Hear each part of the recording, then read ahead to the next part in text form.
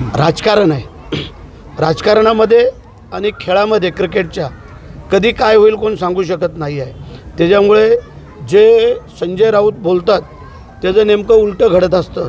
कारण त्यांनी आमच्या वेळेला प्रत्येक महिन्याला तुम्हाला स्टेटमेंट दिली होती, हे सरकार पडणार, हे सरकार पडणार, शिंदे मुख्यमंत्रीवरनं जाणार, हे असं नेमकं त्यांचं चालू होतं. पण त्याचं उलटं होतं. तसं त्यांचं ते उलटं बोलणं आहे. राजकारणामध्ये काय घडेल सांगू शकत नाही. मगाशी सांगितलं, कालचे शिव्या देणारे आजचे मित्र होऊ शकतात, आजचे मित्र असणारे उद्या कडू होऊ शकतात. त्यामुळे राजकारणाचं आज तुम्ही आम्ही कोण काय सांगू शकत नाही. जे ईश्वराला प्रिय असेल होईल.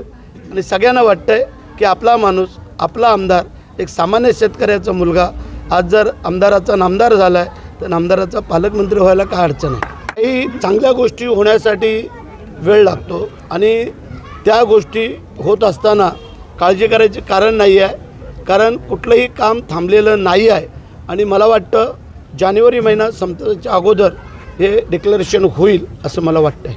काही गोष्टी अशा असतात, पोलीस, CID, SIT सगळ्या चौकशा चालू आहेत आणि त्या चौकशा चालू असते वेळेला जे काय वस्तुस्थिती आहे ती तुमच्या समोर येईल आणि त्याच्यामध्ये वाल्मिक कराडचा जर काय सहभाग असेल तर त्याला पण त्याच्यामध्ये घेतलं जाईल, त्याला सोडणार नाही.